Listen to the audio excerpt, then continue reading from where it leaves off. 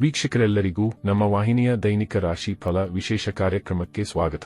ಇವತ್ತಿನ ಈ ವಿಡಿಯೋದಲ್ಲಿ ನಾವು ವರ್ಷ 2026ರ ಮೇ ತಿಂಗಳಿನ 21 ಮತ್ತು 22ನೇ ತಾರೀಕಿನ ದಿನಗಳ ಕುಂಭ ರಾಶಿಯ ದೈನಿಕ ಫಲಗಳನ್ನು ತಿಳಿದುಕೊಳ್ಳಲಿದ್ದು, ಇಲ್ಲಿ ಈ ದಿನಗಳು ಕುಂಭ ರಾಶಿಯ ಜಾತಕದವರ ಪಾಲಿಗೆ ಹೇಗೆ ಸಾಬೀತಾಗಲಿವೆ ಅನ್ನೋದೆಲ್ಲವನ್ನ ಇಲ್ಲಿ ವಿಸ್ತಾರ ರೂಪದಲ್ಲಿ ತಿಳಿದುಕೊಳ್ಳೋಣ. ನಿಮ್ಮ ಜೀವನದಲ್ಲಿಯೂ ಏನಾದರೂ ಸಮಸ್ಯೆಗಳು ಬಾಧಿಸುತ್ತಲಿದ್ದರೆ ಈ ಕೂಡಲೇ ಸ್ಕ್ರೀನ್ ಮೇಲೆ ಕಾಣ್ತಿರುವ ನಮ್ಮ ಗುರೂಜಿ ನಂಬರ್ಗೆ ಕರೆ ಮಾಡಿ ಶೀಘ್ರವೇ ಶಾಶ್ವತ ಪರಿಹಾರ ಕಂಡುಕೊಳ್ಳಿ. ವೀಕ್ಷಕರೇ, ಮೇ ತಿಂಗಳಿನ 21ನೇ ತಾರೀಕಿನ ದಿನವು ಗುರುವಾರದ ದಿನವಾಗಿರಲಿದ್ದು, ಇಲ್ಲಿ ಅಧಿಕ ಜ್ಯೇಷ್ಠ ಮಾಸದ ಶುಕ್ಲ ಪಕ್ಷದ ಪಂಚಮಿಯ ತಿಥಿ ಇರಲಿದೆ. ಹಾಗೆ ಈ ದಿನದಂದು ಪುಷ್ಯ ನಕ್ಷತ್ರದ ಗೋಚರದ ಜತೆಗೆ ಗಂಡ ಹೆಸರಿನ ಯೋಗವಿರಲಿದೆ. ಚಂದ್ರದೇವನು ಈ ದಿನದಂದು ಕರ್ಕ ರಾಶಿಯಲ್ಲಿ ಗೋಚರಿಸಲಿದ್ದು, ಇಲ್ಲಿ ಸೂರ್ಯದೇವನು ವೃಷಭ ರಾಶಿಯಲ್ಲಿ ವಿರಾಜಮಾನನಾಗಿರಲಿದ್ದಾನೆ. ಈ ದಿನದಂದು ಅಭಿಜಿತ ಮುಹೂರ್ತವು ಬೆಳಗಿನ 11:51 ಹಿಡಿದು ಮಧ್ಯಾಹ್ನದ 12:45 ಇರಲಿದೆ. ಇನ್ನು ಮೇ ತಿಂಗಳಿನ 22ನೇ ತಾರೀಕಿನ ದಿನವು ಶುಕ್ರವಾರದ ದಿನವಾಗಿರಲಿದ್ದು, ಇಲ್ಲಿಯೂ ಕೂಡ ಅಧಿಕ ಜ್ಯೇಷ್ಠ ಮಾಸದ ಶುಕ್ಲ ಪಕ್ಷದ ಷಷ್ಠಿಯ ತಿಥಿ ಇರಲಿದೆ. ಹಾಗೆ ಈ ದಿನದಂದು ಆಶ್ಲೇಷ ನಕ್ಷತ್ರದ ಗೋಚರದ ಜತೆಗೆ ವೃದ್ಧಿ ಹೆಸರಿನ ಯೋಗವಿರಲಿದೆ. ಚಂದ್ರದೇವನು ಈ ದಿನದಂದು ಕೂಡ ಕರ್ಕ ರಾಶಿಯಲ್ಲಿ ಗೋಚರಿಸಲಿದ್ದು, ಇಲ್ಲಿ ಸೂರ್ಯದೇವನು ಸಹ ಸಿಂಹ ರಾಶಿಯಲ್ಲಿ ವಿರಾಜಮಾನನಾಗಿರಲಿದ್ದಾನೆ. ಇನ್ನು ಈ ದಿನದಂದು ಅಭಿಜಿತ ಮುಹೂರ್ತವು ಬೆಳಗಿನ 11:51 ಹಿಡಿದು ಮಧ್ಯಾಹ್ನದ 12:45 ಇರಲಿದೆ. ವೀಕ್ಷಕರೇ, ಈಗ ಮೊದಲಿಗೆ ಇಲ್ಲಿ ಮೇ ತಿಂಗಳಿನ 21ನೇ ತಾರೀಕಿನ ದಿನದ ಕುಂಭ ರಾಶಿಯ ದೈನಿಕ ಫಲಗಳನ್ನು ತಿಳಿದುಕೊಳ್ಳುವುದಾದರೆ, ಈ ದಿನದಂದು ಚಂದ್ರದೇವನು ಕರ್ಕ ರಾಶಿಯ ಮೂಲಕ ನಿಮ್ಮ ಷಷ್ಠಮ ಭಾವದಲ್ಲಿ ಗೋಚರಿಸಲಿದ್ದಾನೆ. ಹೀಗಾಗಿ ಈ ದಿನದಂದು ನಿಮ್ಮ ಓಡಾಟದಲ್ಲಿ ವೃದ್ಧಿ ಕಂಡು ಬರಲಿದೆ. ವಿಶೇಷವಾಗಿ ಇಲ್ಲಿ ನಿಮ್ಮ ಸಂಘರ್ಷಗಳು ಕೂಡ ಹೆಚ್ಚಾಗಬಹುದಾದ ಸಾಧ್ಯತೆ ಇರಲಿದೆ. ಇಲ್ಲಿ ನಿಮ್ಮ ಸ್ವಭಾವದಲ್ಲಿಯೂ ಕಿರಿಯ ಅನುಭೂತಿ ಉಂಟಾಗಲಿದೆ. ಅಲ್ಲದೆ ಈ ದಿನದಂದು ನೀವು ಜಗಳ ಕದನದಂತಹ ವಿಷಯದಲ್ಲಿ ತತ್ಪರರಾಗಿಯೂ ಕಂಡು ಬರಬಹುದಾದ ಸಾಧ್ಯತೆ ಇರಲಿದೆ. ಇಲ್ಲಿ ನಿಮ್ಮ ಮಾತುಗಳಲ್ಲಿ ಮಧುರತೆ ಇರದೆ ಹೆಚ್ಚು ಕಠೋರತೆ ಕಂಡು ಬರಲಿದೆ.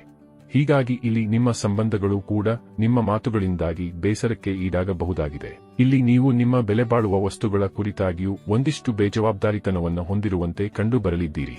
ಹೀಗಾಗಿ ಇಲ್ಲಿ ನಿಮ್ಮ ಬೇಜವಾಬ್ದಾರಿಯ ಸ್ವಭಾವ ನಿಮಗೆ ನಷ್ಟವನ್ನು ಉಂಟು ಮಾಡಬಹುದಾಗಿದೆ.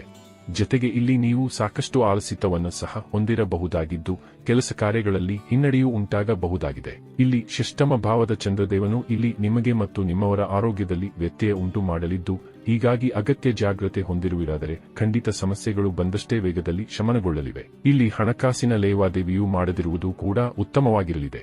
ವಿಶೇಷವಾಗಿ ಸಾಲವನ್ನ ನೀವು ಪಡೆದುಕೊಂಡಿದ್ದಾರೆ. ಸಾಲದ ಶೂಲ ನಿಮ್ಮನ್ನ ಈ ದಿನದಂದು ಸಮಸ್ಯೆಗೆ ಈಡು ಮಾಡಬಹುದಾಗಿದೆ. ಹೀಗಾಗಿ ಸಾಲ ಪಡೆಯುವುದು ಮತ್ತು ಸಾಲವನ್ನ ನೀಡುವುದರಿಂದಾಗಿ ಈ ದಿನದಂದು ನೀವು ದೂರವಿರಬೇಕು. ಆದಾಗ್ಯೂ ಈ ದಿನದಂದು ರೂಪುಗೊಳ್ಳಲಿರುವ ಗುರುಪುಷ್ಯ, ಅಮೃತ ಸಿದ್ಧಿ ಮತ್ತು ವಿಪರೀತ ರಾಜಯೋಗಗಳ ಕಾರಣ ನಿಮಗೆ ವಿದೇಶದಿಂದ ಮಾತ್ರ ಒಂದಿಷ್ಟು ಲಾಭದ ಫಲಗಳು ಲಭಿಸಲಿದ್ದು, ವಿದೇಶಿಯ ಕಾರ್ಯದಲ್ಲಿ ಸಫಲತೆ ಉಂಟಾಗಲಿದೆ. ಜತೆಗೆ ಇಲ್ಲಿ ಗುಪ್ತ ಧನ ಪ್ರಾಪ್ತಿಯ ಯೋಗವೂ ಕೂಡ ರೂಪುಗೊಳ್ಳಲಿದ್ದು, ಅಚಾನಕ್ಕಾಗಿ ಒಂದಿಷ್ಟು ಧನಲಾಭವಾಗಬಹುದಾಗಿದೆ.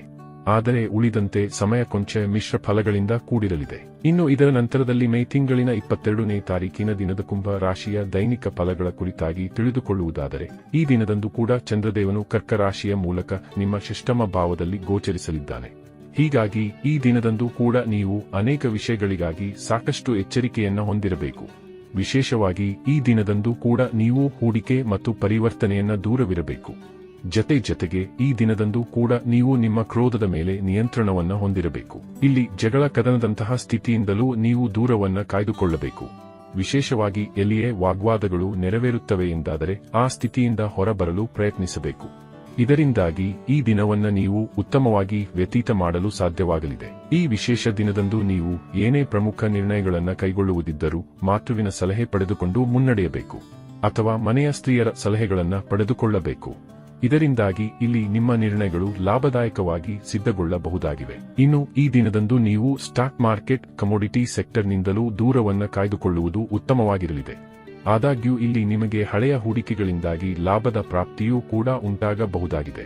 ಇಲ್ಲಿ ವಿದ್ಯಾರ್ಥಿಗಳು ಓದಲು ಕುಳಿತುಕೊಳ್ಳಲಿದ್ದಾರಾದರೂ ಒಂದಿಷ್ಟು ಬೇಜವಾಬ್ದಾರಿಗಳು ಕೂಡ ಕಂಡು ಬರಲಿವೆ, ಅಥವಾ ಕೆಲಸ ಕಾರ್ಯಗಳ ಸಂಬಂಧ ಓದಿನಲ್ಲಿ ಏಕಾಗ್ರತೆ ಹೊಂದಲು ಸಾಧ್ಯವಾಗದೆ ಹೋಗಬಹುದಾಗಿದೆ.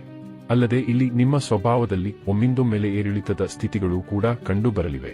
ಇದರಿಂದಾಗಿ ಇಲ್ಲಿ ನಿಮ್ಮ ರಿಲೇಶನ್ಶಿಪ್ ಮತ್ತು ಮ್ಯಾರಿಡ್ ಲೈಫ್ನಲ್ಲಿ ಈ ಸಮಯ ಸಮಸ್ಯೆಗಳನ್ನು ಹುಟ್ಟು ಹಾಕಬಹುದಾಗಿದೆ. ಜತೆಗೆ ಈ ದಿನದಂದು ನೀವು ಬೆಲೆ ಬಾಳುವ ವಸ್ತುಗಳ ಕುರಿತಾಗಿರುವ ಬೇಜವಾಬ್ದಾರಿತನವನ್ನು ಸಹ ತ್ಯಾಗ ಮಾಡಬೇಕು. ಅಲ್ಲದೆ ಇಲ್ಲಿ ಖರೀದಿ ಮಾಡುವುದರಿಂದಲೂ ದೂರವಿರಬೇಕು. ಇಲ್ಲಿ ನಿಮ್ಮ ವಸ್ತುಗಳ ಕುರಿತಾಗಿರುವ ಬೇಜವಾಬ್ದಾರಿತನವು ಮುಂದೆ ನಿಮಗೆ ಪಶ್ಚಾತ್ತಾಪವನ್ನು ಸಹ ಉಂಟು ಮಾಡಬಹುದಾಗಿದೆ. ಇನ್ನು ವಿದೇಶಕ್ಕೆ ಸಂಬಂಧಿತ ಕಾರ್ಯಗಳಲ್ಲಿ ಮಾತ್ರ ನಿಮಗೆ ಈ ದಿನದಂದು ಕೂಡ ಲಾಭದ ಪ್ರಾಪ್ತಿ ಉಂಟಾಗಲಿದೆ. ಒಟ್ಟಾರೆಯಾಗಿ ಇಲ್ಲಿ ಈ 2 ದಿನಗಳು ನಿಮ್ಮ ಪಾಲಿಗೆ ಒಂದಿಷ್ಟು ವಿರೋಧಾಭಾಸದಿಂದ ಕೂಡಿರಲಿದ್ದು, ಇಲ್ಲಿ ಪರಿಸ್ಥಿತಿಗೆ ಅನುಗುಣವಾಗಿ ನಿಮ್ಮ ದಿನಚರಿಯನ್ನು ಸರಿದೂಗಿಸಿಕೊಂಡು ಮುನ್ನಡೆಯಬೇಕು. ವೀಕ್ಷಕರೇ, ಇದು ಈ 2 ದಿನಗಳ ಕುಂಭ ರಾಶಿಯ ದೈನಿಕ ಫಲಗಳ ಸಂಪೂರ್ಣ ಮಾಹಿತಿ. ಈ ಮಾಹಿತಿ ನಿಮಗೆ ಇಷ್ಟವಾದರೆ ವಿಡಿಯೋವನ್ನು ಲೈಕ್ ಮತ್ತು ಶೇರ್ ಮಾಡಿ. ಹಾಗೆ ಚಾನೆಲ್ ಸಬ್ಸ್ಕ್ರೈಬ್ ಮಾಡುವುದರೊಂದಿಗೆ ನಿರಂತರ ವಿಡಿಯೋ ಅಪ್ಡೇಟ್ಸ್ಗಳಿಗಾಗಿ ತಪ್ಪದೇ ಪಕ್ಕದ ಬೆಲ್ ಐಕಾನ್ ಬಟನ್ ಕೂಡ ಕ್ಲಿಕ್ ಮಾಡಿ.